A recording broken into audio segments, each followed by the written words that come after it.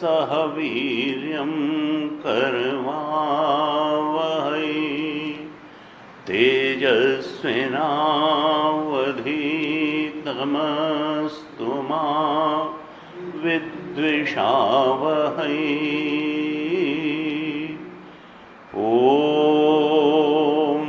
शान्तिः शान्तिः शान्तिः।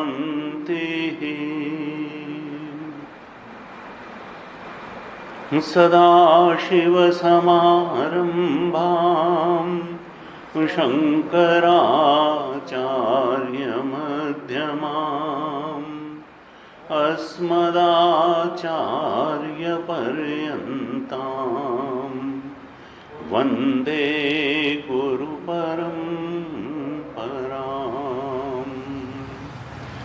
अज्ञानतिमिरान्धस्य ज्ञानाञ्जनशलाकया चक्षुरुन्मीलितं येन तस्मै श्रीगुरवे नमः। तस्मै श्रीगुरवे नमः।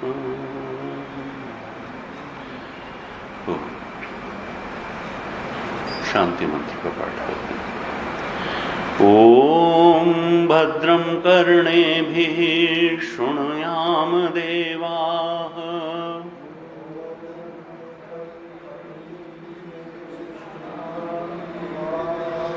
भद्रं पश्येमाक्षभिर्यजत्राः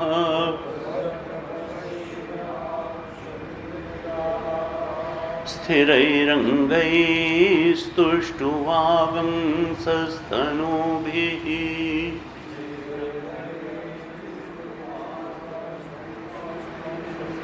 व्यशेम देवहितं यदायुः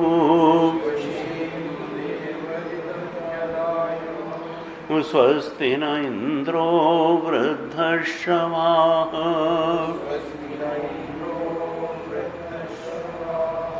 स्वस्ति नः पूषा विश्ववेदाः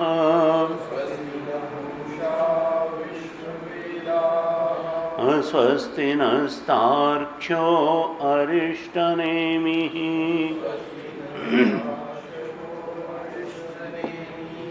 स्वस्ति नो बृहस्पतिर्दधातु ॐ शान्तिः शान्तिः शान्तिः।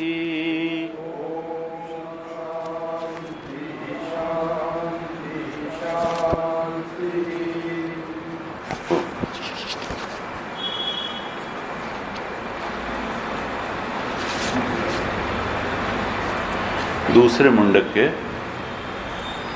पहले खंड के पहले मंत्र से ही पाठ करें। अंतिम बार इसका पहला मंत्र 2-1-1। तदेतत् सत्यं यथा सुदीप्तात् पावकाद् विस्फुलिङ्गाः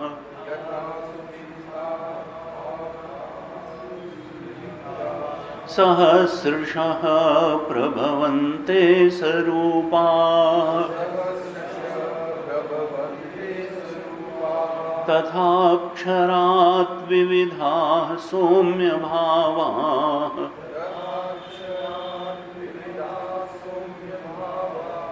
प्रजायन्ते तत्र चैवापि यन्ति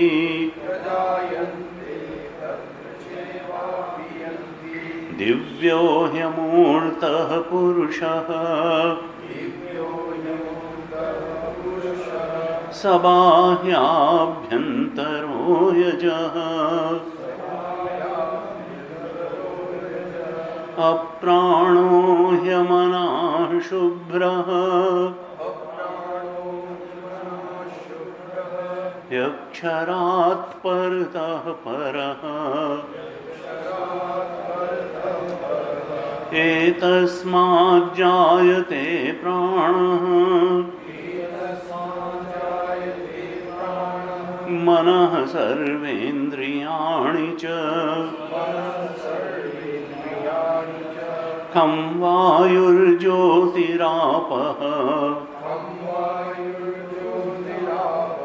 पृथिवी विश्वस्य धारिणी अग्निर्मूर्धा चक्षुषी चन्द्रसूर्यौ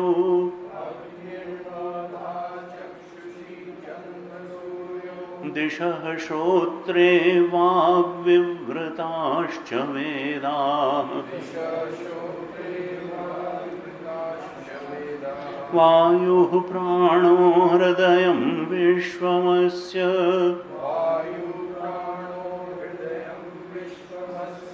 पद्भ्यां पृथिवी हेषु सर्वभूतान्तरात्मा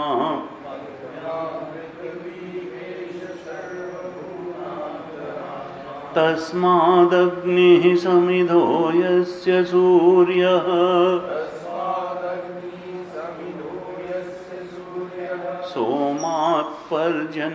सोमात्पर्जन्योषधयः पृथिव्याम्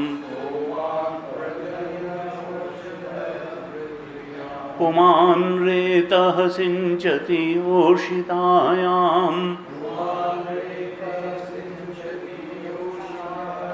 बह्वीः प्रजाः पुरुषात् सम्प्रसूताः तस्माद्ऋचः सामयजूंषि दीक्षा यज्ञाश्च सर्वे क्रतवो दक्षिणाश्च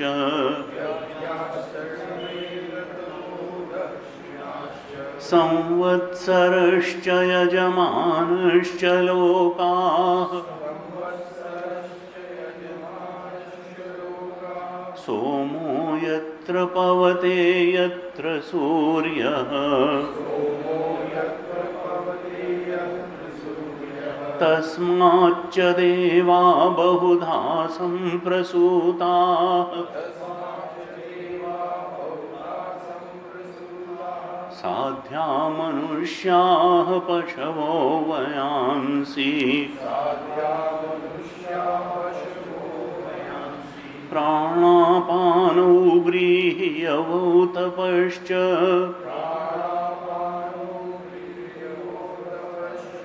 श्रद्धा सत्यं ब्रह्मचर्यं विधिश्च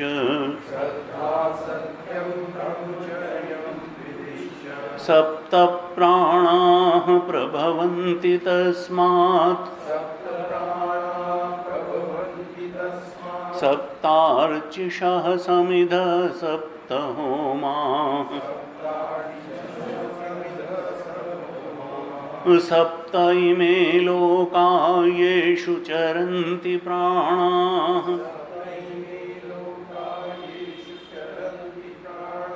गुहाशया निहिता सप्त सप्त अतः समुद्रा गिरयश्च सर्वे अस्मात् स्यन्दन्ते सिन्धवः सर्वरूपाः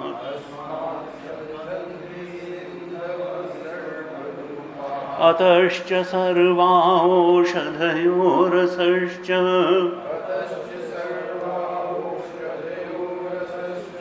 येनैष भूतैस्तिष्ठते यन्तरात्मा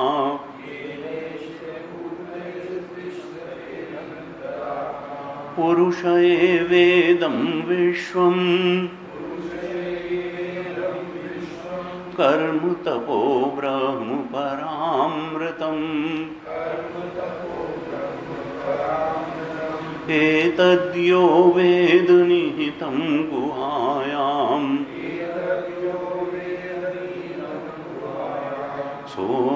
सोऽविद्याग्रन्थिं विकीर्तिः सौम्य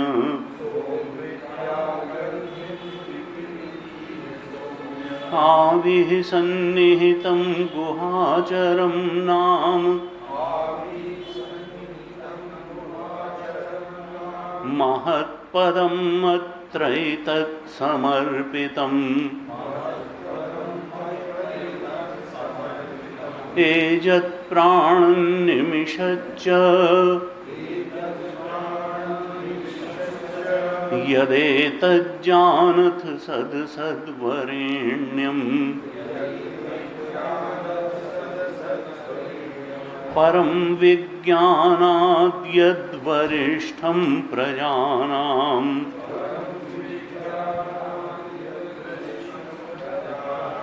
धनुर्गृहीत्वौपनिषदं महास्त्रम्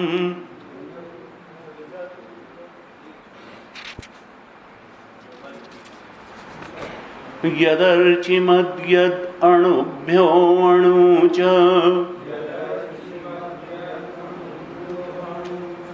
यस्मिन् लोका निहितालोकिनश्च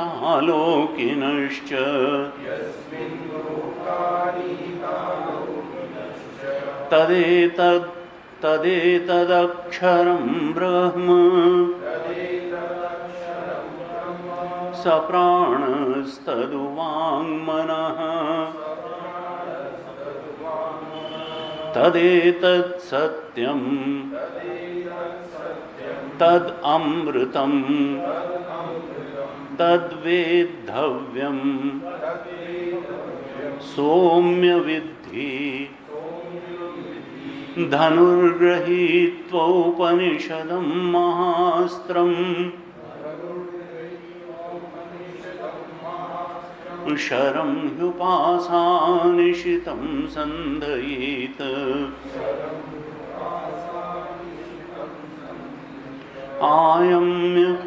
आयम्य तद्भावगतेन चेतसा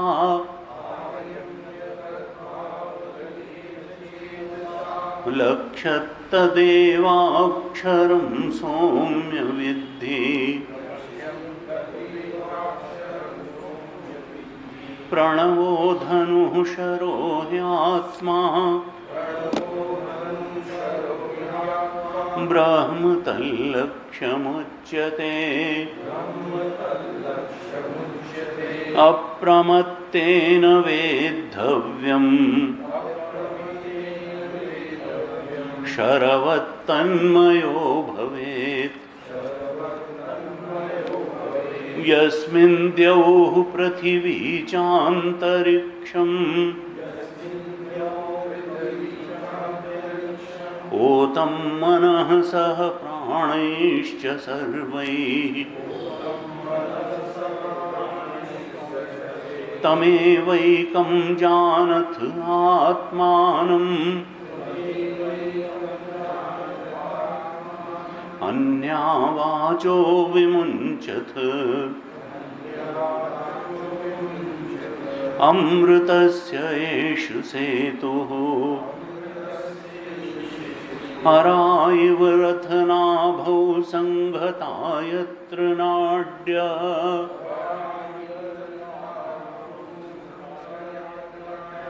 स एषोऽन्तश्चरते बहुधा जायमानः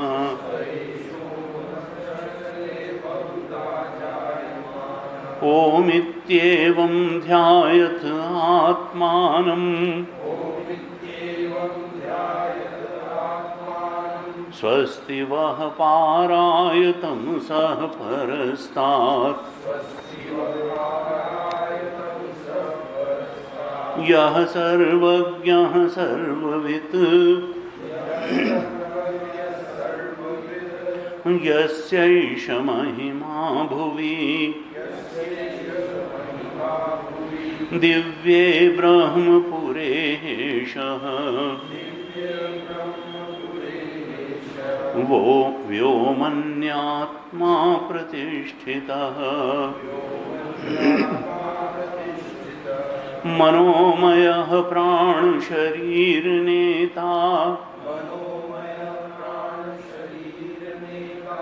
प्रतिष्ठितोऽन्ये हृदयं सन्निधाय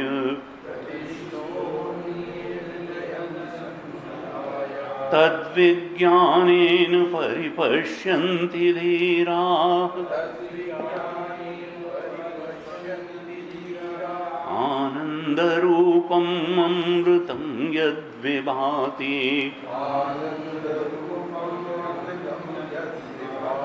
भिद्यते हृदयग्रन्थिः छिद्यन्ते सर्वसंशयाः क्षीयन्ते चास्य कर्माणि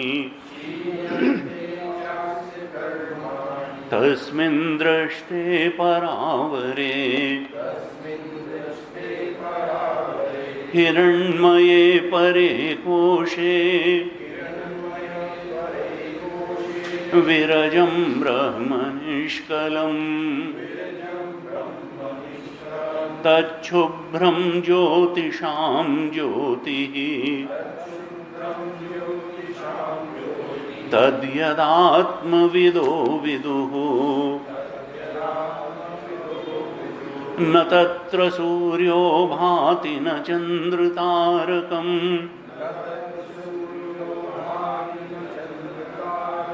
नेमा विद्युतो भान्ति कुतोऽयमग्निः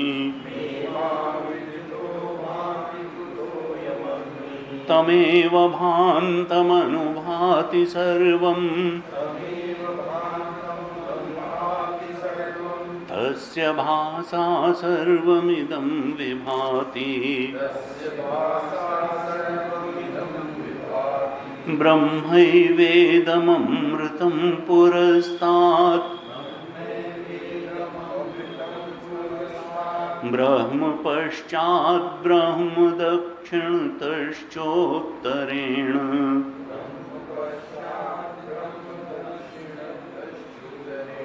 अधश्चोर्ध्वं च प्रसृतं ब्रह्म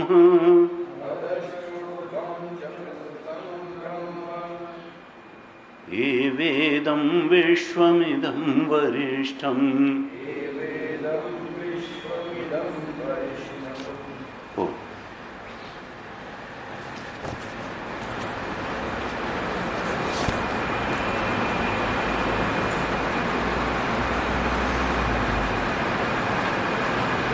दूसरे मुंडक के पहले खंड पर हमने अभी तक विचार किया और ब्रह्म विद्या का उपदेश करते हुए श्रुति माता ने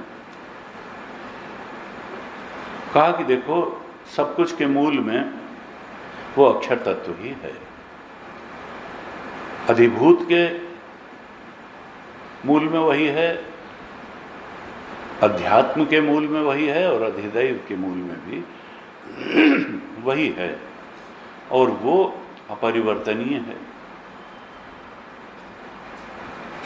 ये जो समुद्र, पहाड़, नदियाँ, वनस्पतियाँ सब कुछ अस्मात् प्रभवन्ते, उसी से उत्पन्न होती हैं और उसी में लीन हो जाती हैं। कहा उसको जानो। पुरुष एवेद इदं विश्वम, वो पुरुष ही ये सारे विश्व के रूप में है। और कैसा है? कहा देखो ये जो है ये सृष्टि को कोई बहुत सच्ची सच्ची मत समझ लेना। इसको अगर चिद विलास जग को जान लोगे, सृष्टि को जान लोगे तो अविद्या ग्रंथिम विकृति ही सोम है। जो अविद्या की ग्रंथि है वो यहीं पे जीवित रहते हुए ही नष्ट हो जाएगी। अर्थात श्रुति माता क्या कहना चाहती हैं कि जो अक्षर तत्व है, जो चेतन है, वही सत है, बाकी सब असत है। भासमान सत्ता है, अविद्या के कारण प्रतीति मात्र है। और अगर ये अविद्या कट जाए उस ब्रह्म के ज्ञान से तो फिर उस अक्षर के बोध में अगर प्रतिष्ठा हो जाए तो फिर मुक्ति है। शाश्वत आनंद में रमण है शौनक ने प्रश्न पूछा था अंगिरस से कि भाई वो तत्व बता दो जिसके जानने से सब कुछ को जान लिया जाता है। और यहाँ उत्तर क्या आ रहा है कि देखो, सब कुछ तो वास्तव में है नहीं, प्रतीति है, भासमानता है। सब कुछ वास्तव में सत्य है ही नहीं, उसकी सत्ता नहीं है। सत्ता तो अक्षर तत्व की है, सत्ता तो पुरुष की ही है। ये तो सब चिद विलास ही है। और जब पुरुष की ही सत्ता है, चिद विलास है, तो उसी सत चेतन को जान लो जिस पुरुष से सब कुछ उत्पन्न है। उत्पत्ति की प्रतीति हो रही है, लीनता की प्रतीति हो रही है। जो वास्तव में तत्व है, अक्षर है, चेतन है, सत है, पुरुष है, उसी को जान लो। देखो, और जो कुछ भी जानना है वो पहले मूल में इस अज्ञान को बिठा करके जाना जाता है कि सब कुछ है। ये सारी विद्याएं, जो लौकिक विद्याएं जिनको कहा जाता है, जिनको अपरा विद्या कहा जाता है, ये सब साधन के रूप में उपयोगी हैं। लेकिन उस सत्य तत्व में सिद्धि इन विद्याओं से नहीं मिलेगी।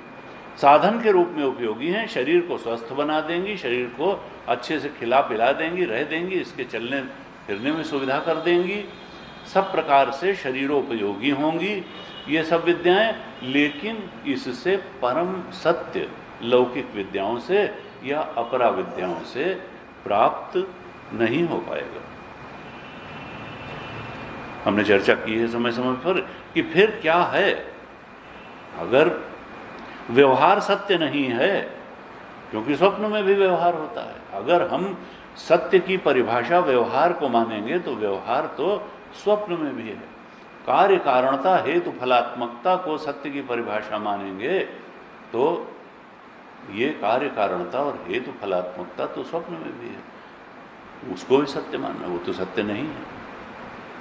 अगर हम सुख दुख देने, परिस्थितियों में सुख दुख देने की सामर्थ्य है, इसी को सत्य की परिभाषा मानेंगे तो स्वप्न की परिस्थितियां भी और स्वप्न के व्यक्ति भी सुख दुख देने में समर्थ हैं, फिर स्वप्न को भी सत्य मानना पड़ेगा, वो तो है नहीं। इसलिए न परिस्थितियों को हम सत्य का आधार मान सकते हैं, न अनुभूतियों को सत्य का आधार मान सकते हैं, न हेतु फलात्मकता को सत्य का आधार मान सकते हैं, न व्यवहार को सत्य का आधार मान सकते हैं।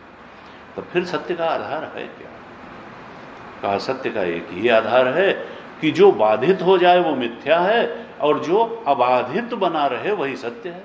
अबाधितत्वम सत्यत्वम, जो बाधित हो ही नहीं, तीनों कालों में रहे। त्रिकालेति तिष्ठति इति सत्यम, जो भूतकाल में भी वैसा था, आज भी वैसा रहे और भविष्य में भी वैसा ही रहे। दृष्टांत के लिए घड़े का दृष्टांत देते हैं।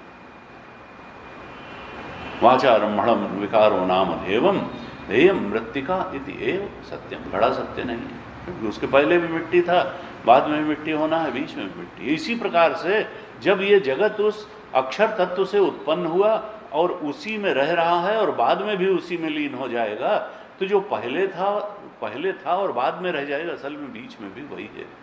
केवल उपयोगिता के कारण, नाम रूप में आसक्ति के कारण हम इसको सत्य मान रहे हैं। उपनिषद का यही संदेश है कि हे साधक, तुम उस सत्य तत्व को जान लो। उसको जानने से अविद्या ग्रंथि कटेगी। गुरु जी कहते थे, भाई देखो, अगर ये कहा जाता है कि ये बाधितत्वम मिथ्यात्वम, यही लक्षण है कि जो बाधित हो जाए वो मिथ्या है। सब कुछ यहाँ बाधित होने वाला है, न हम रहने वाले हैं, न ये मकान रहना, कुछ भी नहीं रहने वाला। संसार तो बदलने और मिटने वाला है। कहा देखो, जब श्रुति माता का ये उपदेश प्रारंभिक साधकों को बताया जाता है, तब उनको लगता है कि देखो, जिसको हम इतना सच्चा सच्चा मान के बैठे थे, उसको अनृतम कहा जा रहा है, उसको झूठ कहा जा रहा है। भाष्यकार ने तो भाष्य में ये शब्द ही प्रयोग कर दिया, अनृतम, ये झूठ है। कहा देखो अनृतम जो है कहने से प्रारंभ में बुद्धि को बड़ी चोट लगती है, बुद्धि खंडित होती है कि हम जिस चीज को इतना सत्य समझे बैठे हैं उसको झूठ कहा जा रहा है। बुद्धि खंडित होती है, बुद्धि विचलित होती है, इस बात को स्वीकार करने को तैयार नहीं होती है कि दिव्य ह्यमूर्तः पुरुषः, वो जो अमूर्त पुरुष है सत्य वही है, और जो इसके अलावा है वो सत्य नहीं है। जब कहा जाता है कि वो अक्षर ही अपने को तत्त रूपों में प्रकट कर रहा है और जो भी अन्य उसके सत्ता है वो भासमान सत्ता है, प्रतीयमान सत्या है, वो कोई उसमें सत्यत्वम नहीं है। गुरु जी कहते थे कि देखो बहुत चोट लगती है, किसी से कहो तो कहेगा नहीं नहीं देखो दूसरे वाले का लड़का जो है असत होगा, हमारा वाला जो है वो तो भाई कृष्ण कन्हैया है, वो कैसे असत, वो असत नहीं है, वो तो बिल्कुल जो है हमारे जीवन का आधार है, असत कैसे कह दें। लेकिन कहा कि देखो चोट लगती है तो इसका मतलब ये नहीं है कि वो सत्य हो जाएगा। आपकी मान्यता अगर गलत है तो वो सत्य नहीं हो जाएगी। वो बार बार कहते थे देखो सत्य प्रेमी होना चाहिए, मान्यता प्रेमी नहीं होना चाहिए, और मनुष्य की परेशानी ये है कि वो अविद्याजन्य मान्यताओं में ही जिंदा है, वो सत्य को स्वीकार ही नहीं करना चाहता है। अनेक अनेक अविद्याजन्य मान्यताओं में जिंदा है, सामाजिक स्तर पर भी जिंदा है, वो सबकी, और लगता है बहुत सारे लोगों की अगर ये मान्यता है तो फिर ये ठीक ही है। अक्सर लोग कहते हैं भाई आपको ऐसे करिए ऐसे करिए ऐसे करिए, तो कैसे करिए, जैसे सब लोग कर रहे हैं वैसे करिए। सब लोग जो कर रहे हैं वो ठीक है, जो श्रुति कह रही है वो ठीक नहीं है, इस प्रकार की मान्यता बना करके साधक तो नहीं चल सकता है। जो सत्यान्वेषी है, जिसको समझ में आ गया है कि जीवन में सुख की उपलब्धि सत्य के मार्ग से ही है, जीवन में दुख की निवृत्ति सत्य प्राप्ति के बिना नहीं होगी, और जीवन में सुख की प्राप्ति भी सत्य प्राप्ति के बिना नहीं होगी, क्योंकि जो चेतन है वही सत्य है और वही आनंद है। इस प्रकार से कहा देखो इस सत्य को जो स्वीकारने को तैयार होगा, कठिन है लेकिन स्वीकारता है। जब एक बार ज्ञान के साथ बड़ी मजेदार बात यह है कि ज्ञान पीछा नहीं छोड़ता है। एक बार अगर ये बात आ गई तो आप लाख निकालिए, क्योंकि वो तो सच्ची बात भी, एक तो बात है और सच्ची बात है, वो कोई झूठी मान्यता है नहीं, ये तो सत्य है, ये मान्यता नहीं है, तो फिर उससे पीछे छुड़ाना बड़ा मुश्किल है। कहते हैं देखो ये जो इदम विश्वम है ये सब पुरुष ही है। ये जो इदम इदम करके विश्व भास रहा है, हमने कल चर्चा की थी, श्रुति ने कहा कि देखो ये सब कर्म और तप ही इसके आधार हैं। कर्म के कारण ये कर्म का भोग चाहिए, कर्म के कारण ये विश्व ऐसा बना, लोक लोकांतर बने, क्योंकि केवल इसी लोक में भोग पूरा नहीं होता। कोई बहुत सत्कर्मी है तो फिर उसको पितृलोक चाहिए, और सत्कर्मी उपासना वाला है तो ब्रह्मलोक भी चाहिए, स्वर्गलोक भी चाहिए। ये जितने लोक लोकांतर हैं, जो भी सृष्टि है, इनके मूल में वो कोई ईश्वर की इच्छा नहीं है, जीवों की इच्छा है। उनके कर्मों का भोग देने के लिए, उनकी उपासना का भोग देने के लिए ये सारा विश्व है। इदम विश्वम, जो इदम इदम यह कह के जो कुछ भी प्रतीयमान है वो सब कर्म और उपासना, कर्म तपो ब्रह्म परामृतम, ब्रह्म तो पर है, लेकिन ये सब इदम इदम का जो बसा रहा है, अक्षर तत्व में जो प्रतीति है, ये जीवों के कर्म और उपासना का ही परिणाम है। और उस सत्य के ज्ञान से, ब्रह्म परामृतम के ज्ञान से, फिर इस सब के पार जाकर के सत्य में प्रतिष्ठित भी हुआ जा सकता है। ये जो इदम इदम करके जो कुछ भी प्रकाशित हो रहा है, असल में ये सब बाध्यमान सत्ता है, ये सब अविद्या के कारण प्रतीति है, भासमानता है। केवल जो अहम सत्ता है, जो जानने वाली सत्ता है, असल में वो अबाध्यमान है, वह मिटने वाली नहीं है, जो अहम सत्ता है। इदम करके जितनी सृष्टि है वो सब बाध्यमान है, वो सब मिटने वाली है, वो सब मिथ्या की ही कोटि में है। केवल अहम सत्ता जो हमारे अंदर चेतन अहम के रूप में हमें भासमान हो रहा है, प्रकाशमान हो रहा है, वो न कभी मिटने वाला है न बदलने वाला है। कहा देखो, अगर उसको स्वीकार कर लिया, उसको सत्य के रूप में स्वीकार कर लिया, उसको अक्षर पुरुष के रूप में स्वीकार कर लिया, यह जान लिया कि देखो ये देश काल और वस्तु जो भी है ये उस पर आश्रित है। ये देश न सत्य है, न काल सत्य है, न वस्तुएं सत्य हैं। ये तीनों जो परिच्छिन्न बनाते हैं चेतन को, देश काल और वस्तु, हम सोचते हैं कि हमको ये 3.5 हाथ का शरीर है, इतने किलो का शरीर है, देश में सीमित हैं, काल में 100 साल की उम्र है, 80 साल की, देश काल वस्तु, ऐसे जो सीमा अनुभव करते हैं। कहा देखो ये पुरुष की सीमा नहीं है, ये तुम्हारी मान्यता है। तुमने बुद्धि से आसक्ति करके, शरीर से आसक्ति करके कभी स्थूल शरीर के देश काल वस्तु को तुमने अपना स्वरूप मान लिया। कहा इस तथ्य को अगर स्वीकार कर लो कि नहीं वो पुरुष ही हमारा स्वरूप है, अक्षर ही स्वरूप है, तो फिर सुरेंद्र वंदित पदा, तुम्हारी चरणों की वंदना इंद्र करेंगे। मनीषा पंचकम में कहा ज्ञानी के चरणों की वंदना इंद्र भी करते हैं। सुरेंद्र वंदित पदा कानूनम मनीषा मम, यही मेरी मनीषा है। शंकराचार्य जी ने चांडाल को उत्तर दिया। कहा देखो चांडाल भी अगर ज्ञानी है तो प्रणाम करने योग्य है। चांडाल कोई ये नहीं है कि अगर वो ज्ञानी है, चांडाल ने प्रश्न कर दिया था उनसे कि किससे किसको दूर जाने को कहते हो, मिथ्या से मिथ्या को दूर जाने को कहते हो कि सत्य से सत्य को दूर जाने को कहते हो?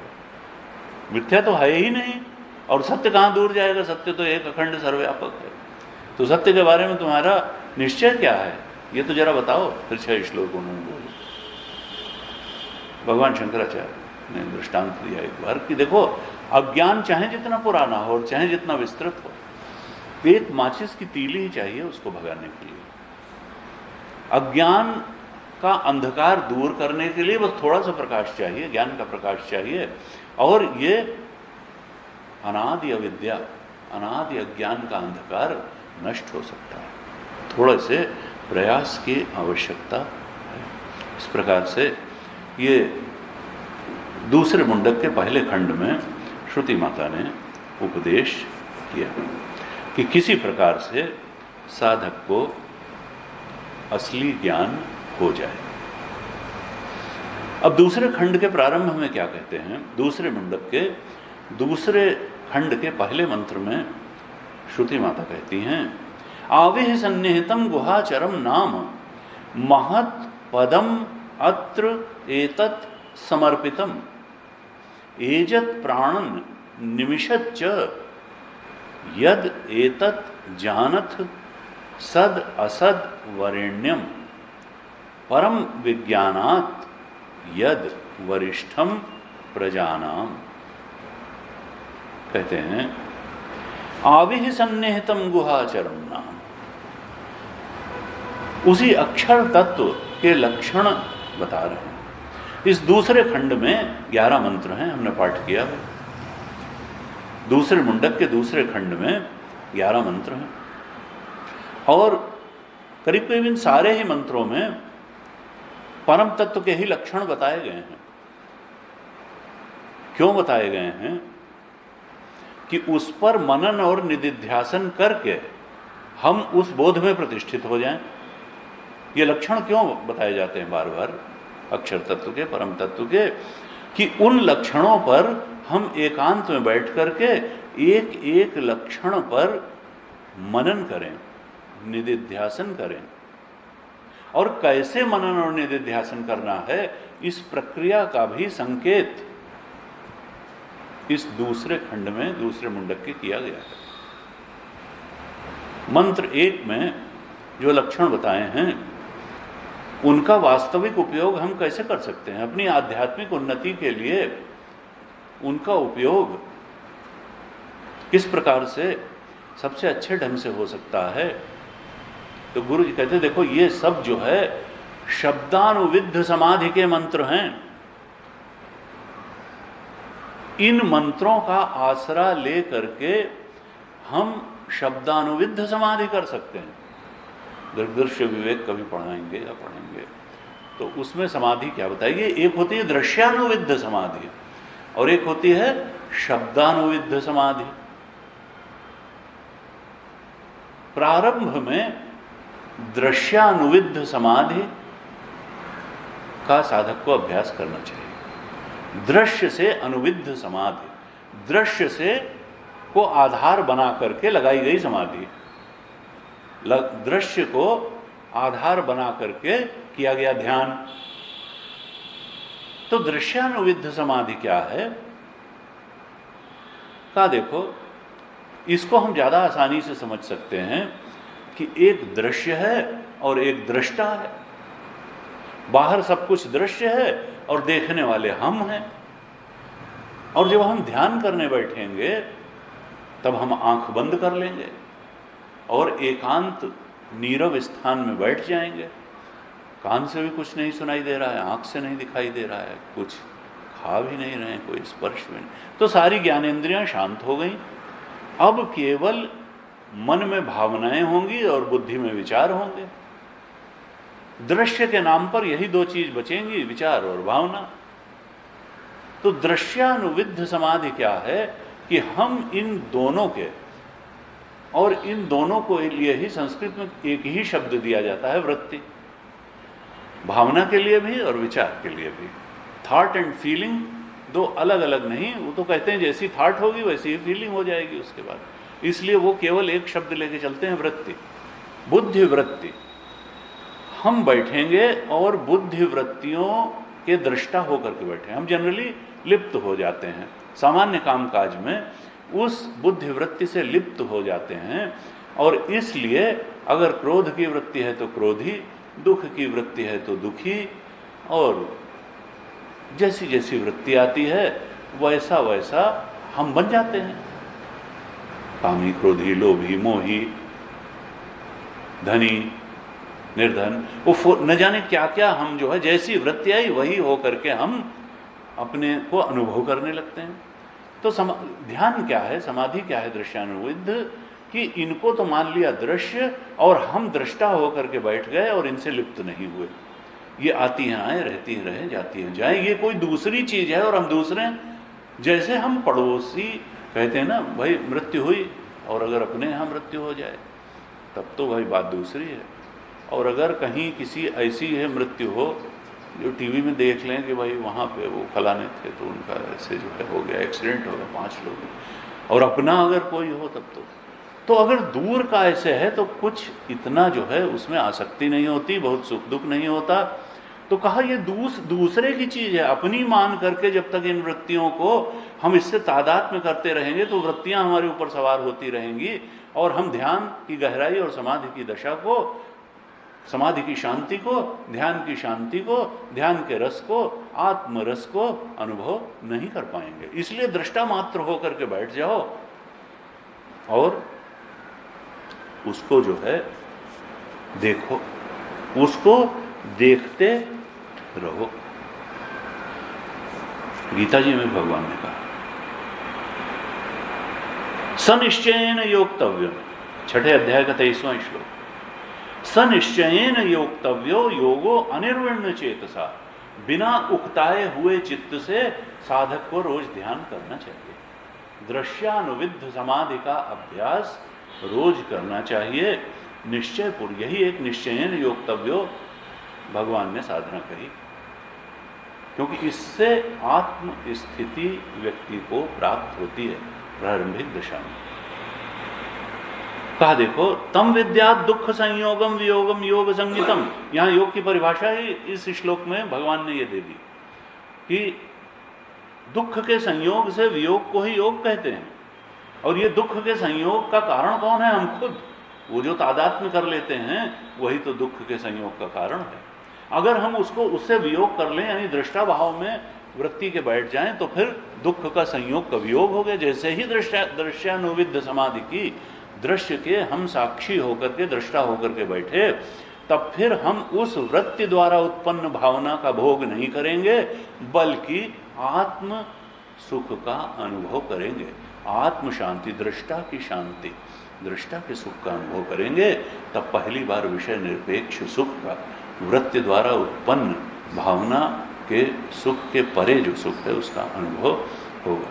तो कहा देखो, पहले तो दृश्यानुविद्ध समाधि करने से मन निर्मल भी होता है, मन पवित्र होता है, ऐसा कर, और उसका रस भी मिलता है। साधना में जब तक रस ना आवे तब तक साधना में बल नहीं आता है।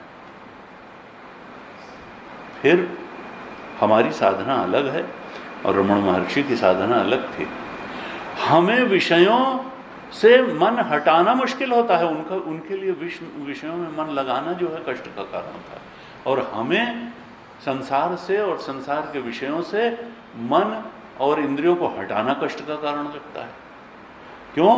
क्योंकि उनको आत्मरमण था, रमण काहे में रमण, आत्मरमण था, और हमें अभी आत्मरमण के बारे में ज़्यादा मालूम नहीं, तो जिसका मालूम है उधर ही आता है। कहा कि देखो, ये जो दूसरा खंड के जितने मंत्र हैं, इनका अगर ठीक से लाभ उठाना है तो हमको पहले तो दृश्यानुविद्ध समाधि का थोड़ा अभ्यास करना होगा, और दूसरे नंबर पर फिर शब्दानुविद्ध समाधि में उतरना होगा। शब्दानुविद्ध समाधि क्या है?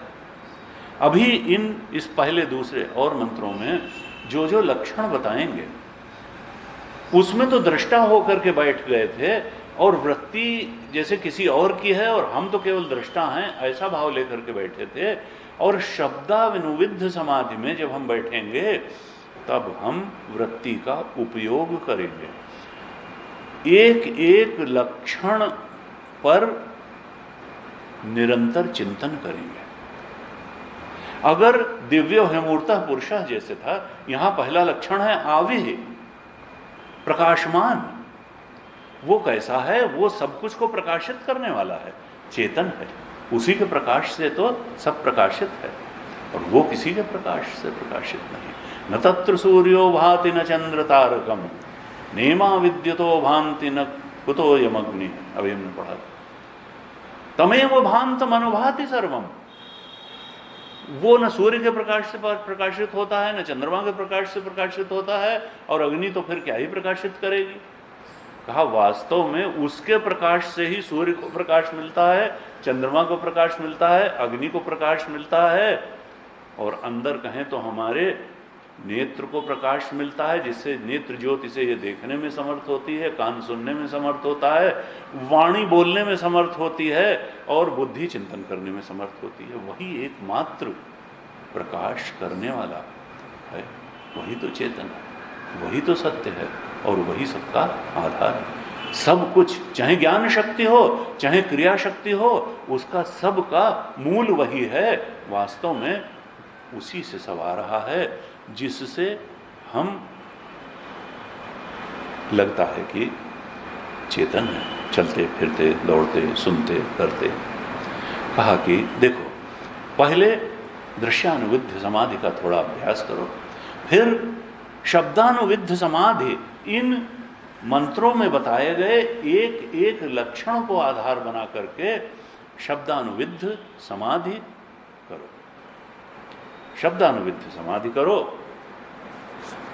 छठे अध्याय में देखिए, ये सब ध्यान के चूंकि मंत्र हैं, छठे अध्याय में इनका गीता जी में बड़ा व्यवहारिक और अच्छा डिस्क्रिप्शन किया गया है, लेकिन वहाँ इतना विस्तार से लक्षण नहीं बताए गए हैं जो यहाँ बताया गया।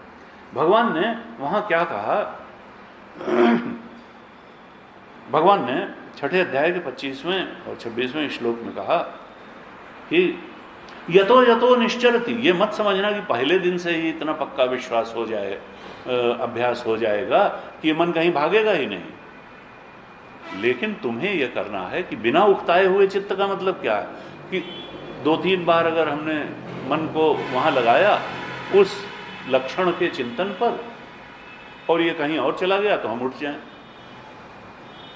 एक चेला एक गुरु के पास गया तो गुरु ने कहा, भाई देखो तुम जो है ध्यान करो और ये ध्यान रखना कि चित्त इधर उधर भटकने न पाए, जैसे मैंने बताया है उसी आलंबन को लेकर के ध्यान करना।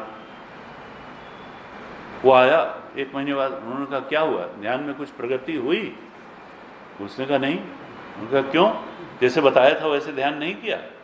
उसने कहा ध्यान किया ही नहीं।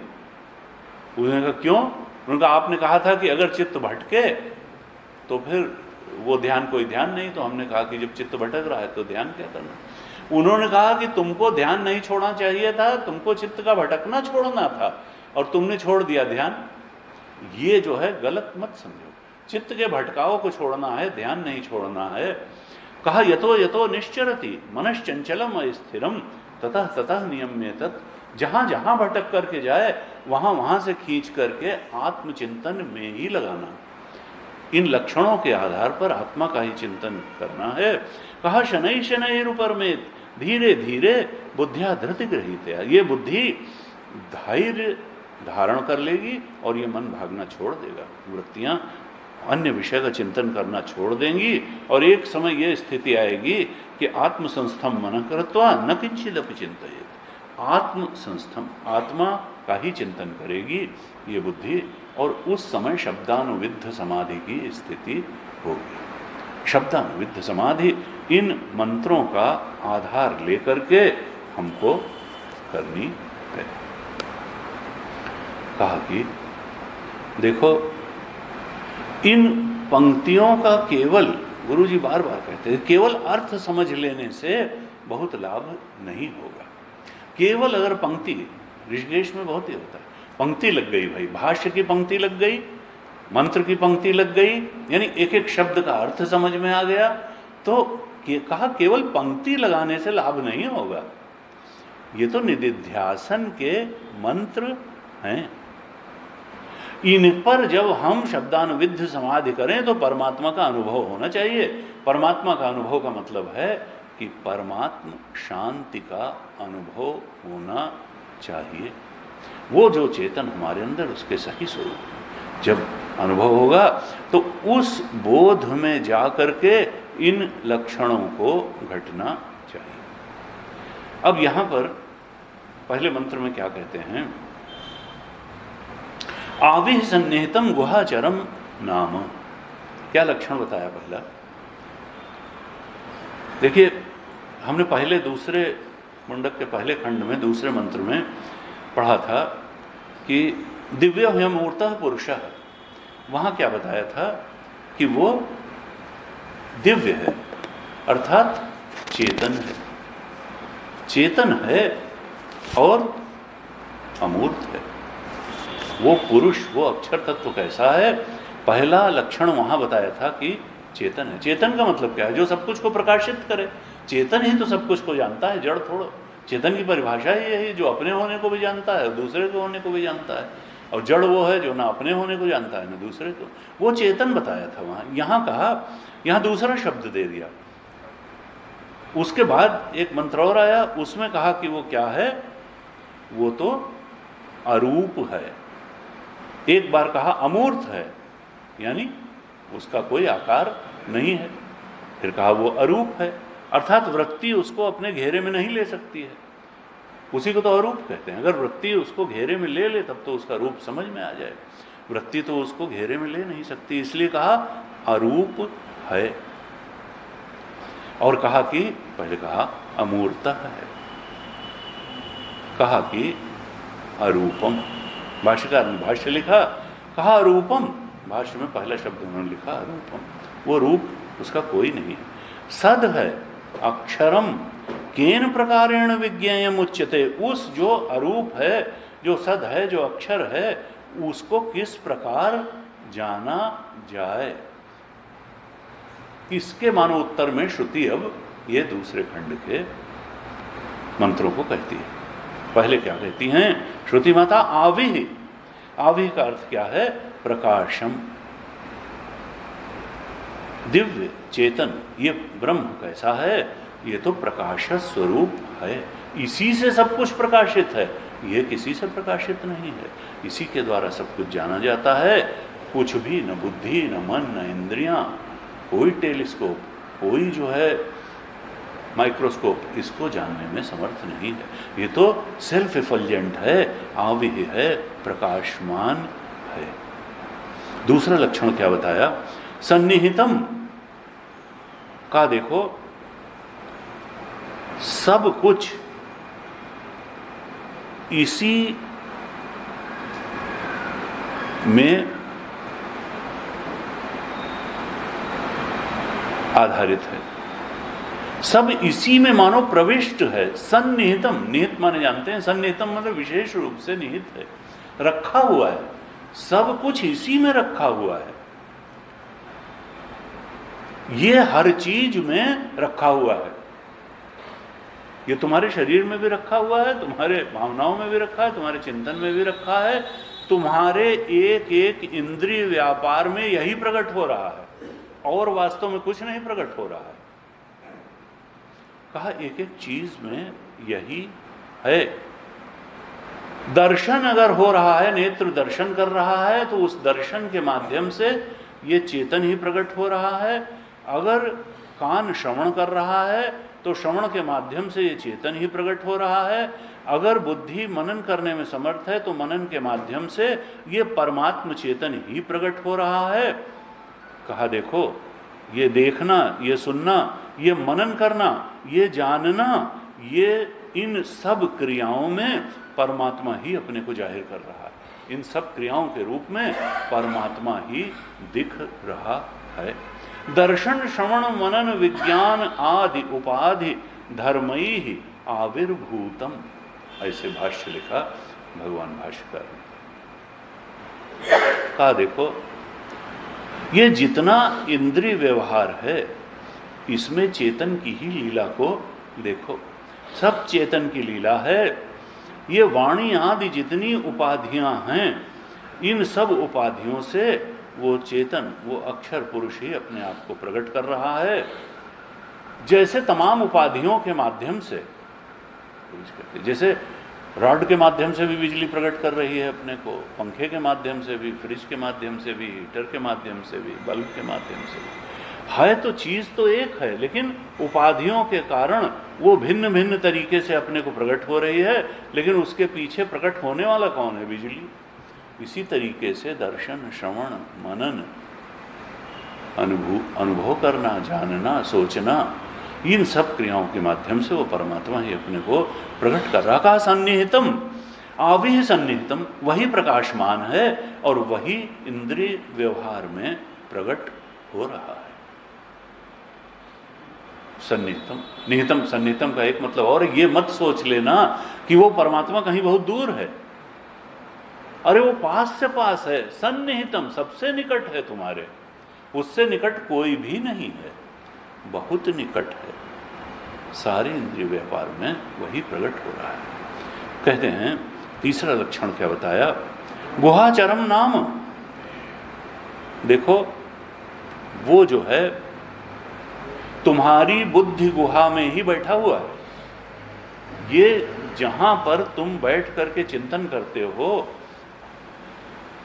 यो बुद्धे परतस्तु सा इंद्रियाणि परान्याहो इंद्रियेभ्यः परम मनः मनसस्तु परा बुद्धि यो बुद्धे परतस्तु सा। जो बुद्धि से भी परे है वो वही है। यो बुद्धे परतस्तु सा, कहा वो बुद्धि के भी परे है। गुहाचरण, वो बुद्धि गुहा में बैठा हुआ है। अर्थात क्या कहना चाहते हैं कि देखो, उसको बाहर कहीं ढूंढने की जरूरत नहीं है। दिलमह खोज दिलहि दिल खोजो यहीं करीमा रामा, कबीर ने कहा। ये जो बुद्धि गुहा है, यहीं वो आत्मदेव बैठे हुए हैं और सब कुछ को प्रकाशित कर रहे हैं। कहा देखो, ये बहुत निकट हैं, ये प्रकाशमान है, ये ब्रह्म वहीं मिलेगा। गुहा चरम नाम हृदय में निरंतर प्राप्त हो रहा है, इंद्रिय व्यवहार के रूप में निरंतर प्रकट हो रहा है, बुद्धि गुहा में प्रकाशित है। कहा देखो, फिर कहा महत, महत पदम, चौथा लक्षण बताया महत।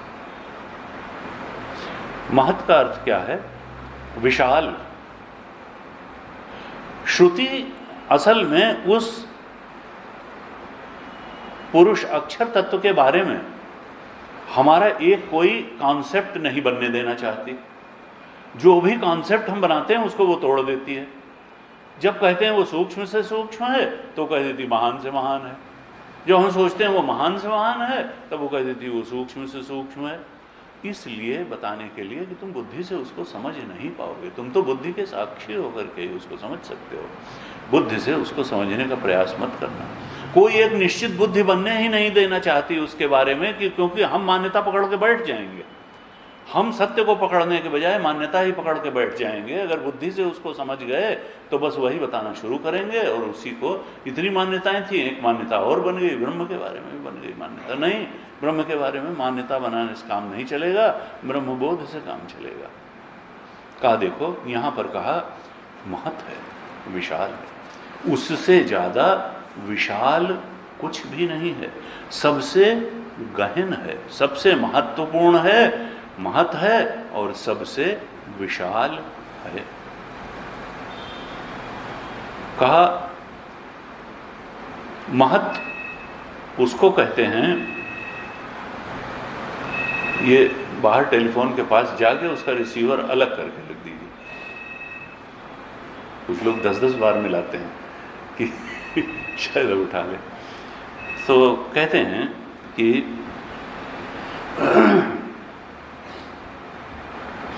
ये जो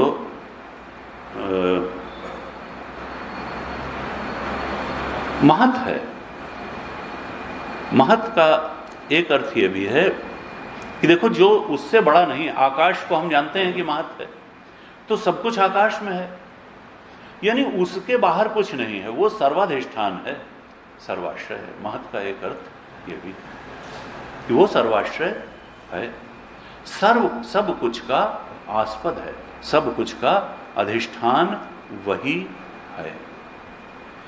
अब उसके बाद क्या कहा? पदम। पदम का अर्थ क्या है?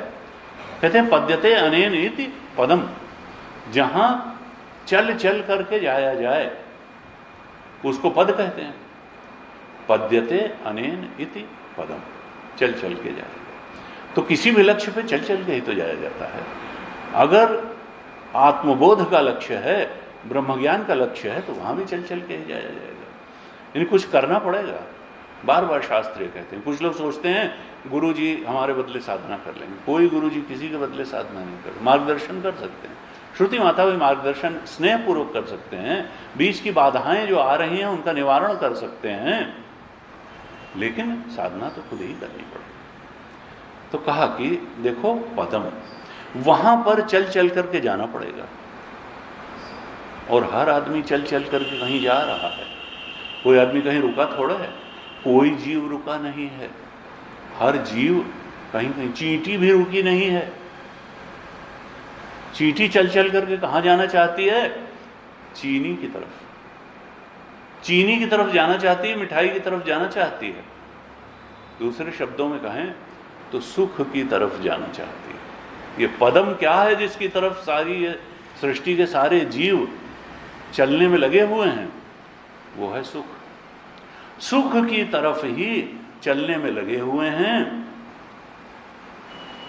और श्रुति कहती है कि पदम असल में वो आत्मबोध की तरफ चलने में लगे हुए हैं।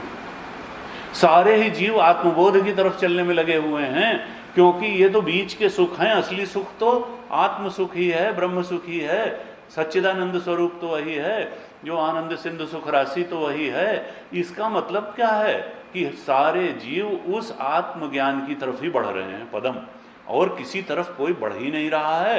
हर जीव का चरम और परम लक्ष्य अपने आनंद स्वरूप के बोध में प्रतिष्ठित हो जाना ही है। असल में और कोई लक्ष्य है ही नहीं। सबके जीवन की दिशा यही है, वो वहां तक पहुंचे या न पहुंचे।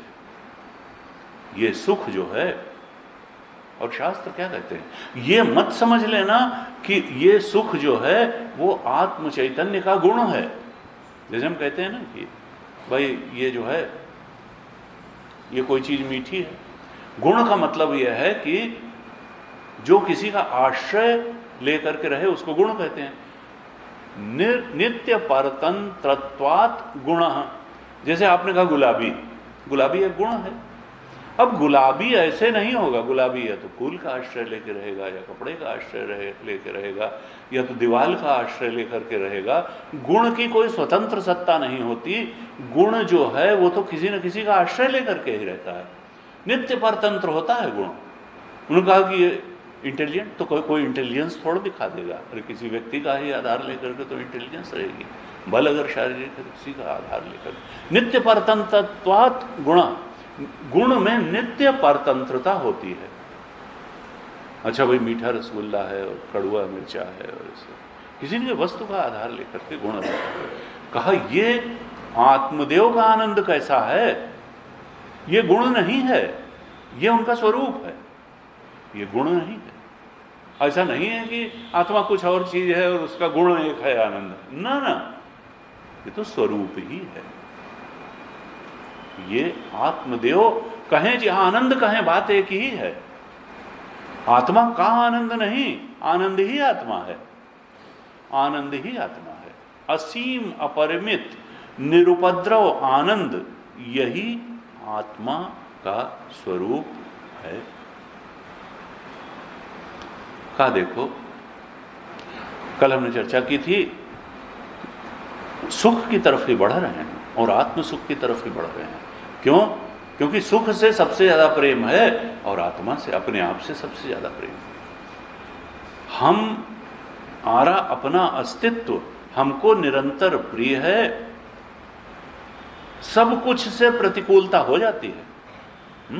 आज किसी चीज से बहुत प्रेम है, कल उससे नहीं रह गया, अनुकूल है, प्रतिकूल हो गया, लेकिन अपने आप से प्रतिकूलता ये संभव ही नहीं। अपने आप से कोई किसी की कभी प्रतिकूलता हो ही नहीं सकती है। दृश्य में अनुकूलता और प्रतिकूलता होती है, अपने आप से कोई प्रतिकूलता नहीं होती। अपने आप के प्रति हमेशा अनुकूलता ही अनुकूलता होती है। अपने आप से कोई, कहते जरूर हैं लोग कि आज मैं अपने आप से बहुत खफा हो गया, लेकिन वो सब कहने की बात है। अपने आप का तो हमेशा अपने को तो से प्रतिकूलता नहीं होती। दृश्य में अनुकूलता भी होती है, प्रतिकूलता भी होती है। और योग दर्शन में तो सुख और दुख की परिभाषा ही पतंजलि महाराज ने यही कर दी। उनका अनुकूल वेदनीयम सुखम, दृश्य वैसा दृश्य प्राणी पदार्थ परिस्थिति जो अनुकूल होता है वही अनुकूलता की अनुभूति ही सुख है और कुछ नहीं है। और प्रतिकूल वेदनीयम दुखम, अगर किसी प्राणी पदार्थ परिस्थिति से प्रतिकूलता की अनुभूति हो रही तो वही दुख है। यानी ये सब जो है अनुभूति परक है और ये दृश्य में ही होगी। अपने आप से किसी को कभी कोई प्रतिकूलता हो ही नहीं सकती। इसका मतलब हमारा अपना आपा ही हमारा सबसे बड़ा प्रेमास्पद है और इसका मतलब है कि वही सुख स्वरूप है। उसको छोड़ करके हम इधर उधर अगर जाते हैं तो गुरु जी कहते थे उससे पूछे बिना जाते हैं। उसको छोड़ करके अगर हम सुख लेने इधर उधर जाते हैं, जैसे भाई चलो समोसा खाए आए, चलो भाई शॉपिंग कर आए, तो उससे पूछे भी ना जाते हैं। असल में वो आनंद स्वरूप बैठे हैं, वो नहीं कहेंगे कि जाओ वहाँ सुख लेने, वो कहेंगे हमारे पास आओ। कहा कि ये क्यों जाते हैं? कहा ये अविद्या के कारण जाते हैं। और जब अविद्या की लीला समाप्त हो जाती है दृश्यानुविद्ध समाधि से और शब्दानुविद्ध समाधि से, तब क्या होता है? कहा जो नानक देव जी ने कहा कि रम रहिया मेरा साइया, रम रहिया भरपूर। मेरा जो साईं है, ये आत्मदेव जो हैं, यही तो कण कण में व्याप्त हैं, क्षण क्षण में व्याप्त हैं, यही तो हैं। आपय रसिया आप रस और आपय रमण हार। वही तो रसिया है और वही रस भी है। सब कुछ तो वही बना हुआ है। एक तरफ से भोक्ता बना हुआ है, एक तरफ से भोग्य बना हुआ है जगत, और भोगने की प्रक्रिया भी वही बना, सब कुछ उसके अलावा कुछ नहीं। कहा ऐसा अज्ञान के बाद जब दृष्टि बनती है तब फिर एक अंदर ही अंदर शांति की स्थिति आती है, सुख की स्थिति आती है, और वो उसमें बाधा पहुंचाने वाला कुछ भी नहीं है। क्यों? क्योंकि वो वृत्ति आश्रित नहीं है, वो किसी परिस्थिति के आश्रित नहीं है, किसी व्यक्ति के आश्रित नहीं है। वो एक निरुपद्रव सुखमय स्थिति है, कोई उपद्रव बाहर का उसमें व्यवधान नहीं पहुंचा सकता है। तो कहा कि देखो, गुरु जी कहते थे कि चेतन की जब सुख रूपता खुलती है, जब तक चेतन की सदरूपता ही खुली है, चेतन सत्य है ये समझ में आ गया है, चेतन सत्य है, लेकिन उसकी सुख रूपता नहीं खुली है, तब तक बाहर की आसक्ति कटती नहीं है, तब तक व्यक्ति बाहर में आसक्त रहता है। वो कहते हैं जब उसकी सुख रूपता खुलती है तब इन शब्दों की लहर ही अलग होती है। जब चेतन की सुख रूपता प्रकट होती है साधक के अंदर, तब ये शब्दों में जान आ जाती है, तब उपनिषद के शब्द शब्द नहीं रह जाते हैं, इनकी लहर अलग हो जाती है। कहा देखो, जब चेतन की सुख रूपता प्रकट हो जाती है तब ही कहा कि तस्य कार्यम न विद्यते, तब उसके लिए फिर अब साधना समाप्त हो गई, अब उसके लिए कोई काम बचा नहीं, अब तो भगवत प्रेरणा से ही कार्य होगा। तो कहा ये पदम है, सुख रूप है, और उधर ही सब बढ़ रहे हैं। आविह सन्निहितम गुहाचरम नाम महत पदम, कहा अत्र एतत् समर्पितम। पांचवा लक्षण क्या बताते हैं कि ये जो आत्मदेव हैं, जो चेतन है, पुरुष है, इसी में सब कुछ समर्पित है, सबका आश्रय यही है, सबका आश्रय देने वाला। हम सोचते हैं आकाश में सब कुछ है, कोई कभी सोचते हैं मन में सब कुछ है, क्योंकि आकाश जो है, स्वप्न में भी आकाश तो रहता है, वो कहाँ से आता है? तो कहते हैं हमारे चिंतन में सब कुछ है। अब चिंतन भी सुषुप्ति में चला जाता है, तो वो सुषुप्ति भी किस में है? कहा ना, चेतन में ही सब कुछ है। चेतन तो तब भी रहता है, नहीं सो के उठने के बाद कहें कैसे कि मैं सुख से सोया। कोई भोगता तो तब भी रहता है, अज्ञान भी रहता है। अगर एकदम से आत्मबोध हो जाए तो फिर सुषुप्ति में ज्ञान ही हो जाए, वो तो होता नहीं। कहा देखो, वो आत्मा ही जो है वो सबका आश्रय है, सब कुछ उस आत्मा में ही समर्पित है, सब कुछ उस आत्मा में ही समर्पित है।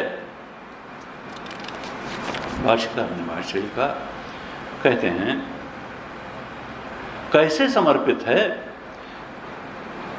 तत्सर्वम समर्पितम प्रवेशितम रथ नाभो इव अराह, जैसे पहिए में अरे लगे रहते हैं, पहिए की नाभि में अरे लगे रहते हैं, तीलियां लगी रहती हैं, साइकिल की तीलियां बीच में लगी, उसी पर आधारित होती है। जैसे कि अभी एक मंत्र भी आ गया आएगा, अरा इव रथ नाभो, जैसे रथ की नाभि में अरे लगे रहते हैं, उसी प्रकार से सब कुछ, अगर नाभि न हो तो कुछ नहीं चल पाएगा।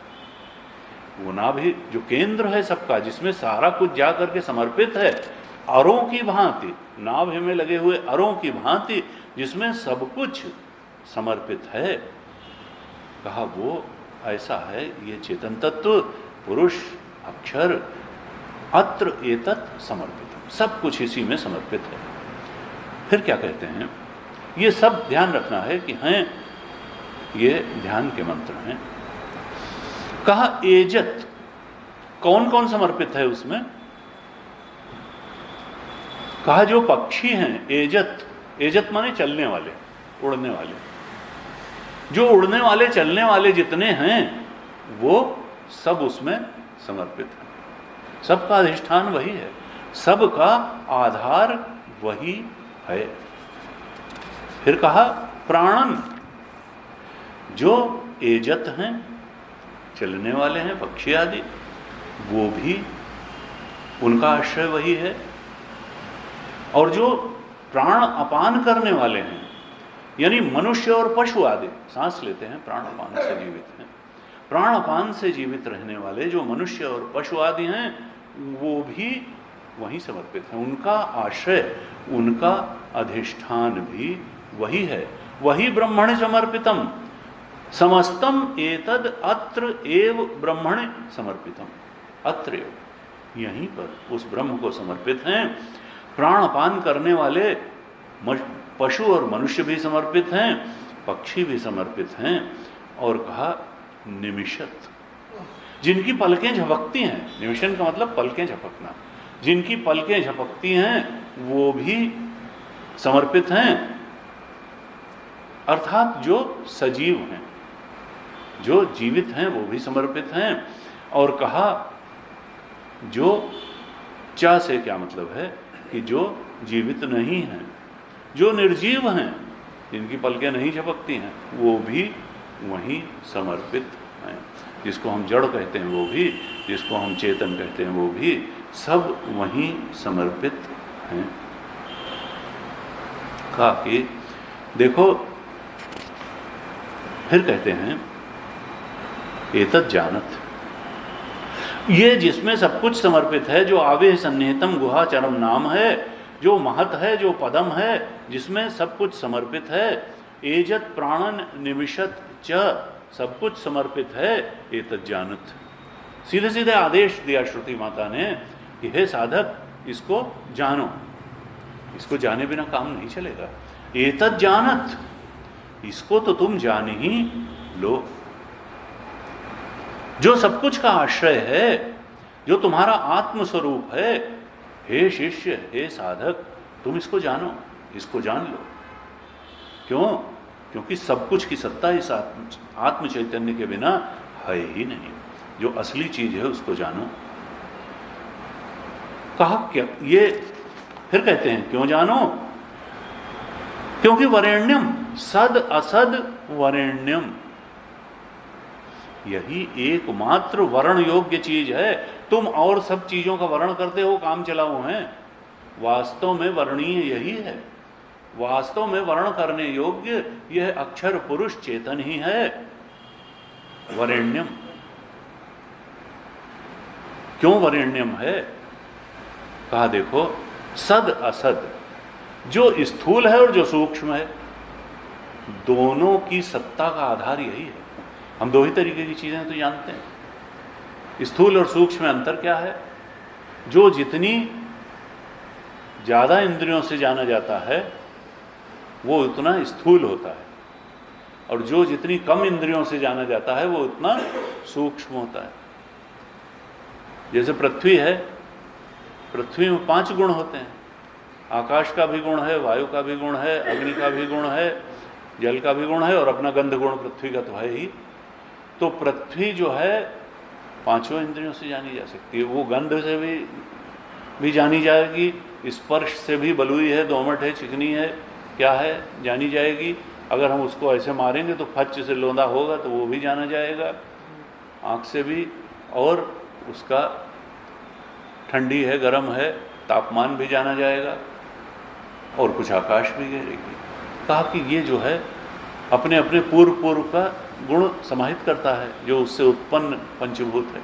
लेकिन आकाश तो वैसे किसी इंद्रिय से जाना ही नहीं, लेकिन उसका गुण जो है शब्द, वो कान से जाना जाता है और कहीं से नहीं जाना जाता। वायु में दोनों है, तो त्वचा से भी जानी जा सकती है, और वायु चल रही है, सरसराहट है, तो कान से भी, शब्द से भी जानी जा सकती है। तो कहा जो जितनी कम इंद्रियों से जाना जाता है वो उतना ही सूक्ष्म है, और जो जितनी ज़्यादा इंद्रियों से जाना जाता है वो उतना स्थूल है। और कुछ तो जैसे सुख दुख आदि हैं, ये तो इंद्रियों से जाने ही नहीं जाते, ये तो केवल, ये तो अंतः साक्षी है। इसको तो साक्षी ही जानता है कि मन दुखी है कि मन सुखी है। कोई इंद्रिय सुख दुख को जानने के लिए है नहीं, वो और सूक्ष्म है। कहा तो ये स्थूल और सूक्ष्म दोनों की सत्ता चेतन पर ही आश्रित है। चेतन दोनों का अधिष्ठान है, स्थूल सत्ता का भी अधिष्ठान है, स्थूलतम सत्ता का भी अधिष्ठान है, और सूक्ष्मतम सत्ता का भी अधिष्ठान है। और कहा वरेण्यम, भाष्यकार ने भाष्य लिखा कि क्यों श्रुति माता इनको वरेण्यम कह रही हैं। कहा वरेण्यम वर्णीयम तदेव ही सर्वस्य नित्यत्वात् प्रार्थनीयम ये जो है नित्य होने के कारण ये प्रार्थनीय है और वर्णनीय है, नित्यत्वात्। इसके अलावा कुछ नित्य है ही नहीं, तो फिर बदलने और मिटने वाली चीज का वर्णन क्या करना।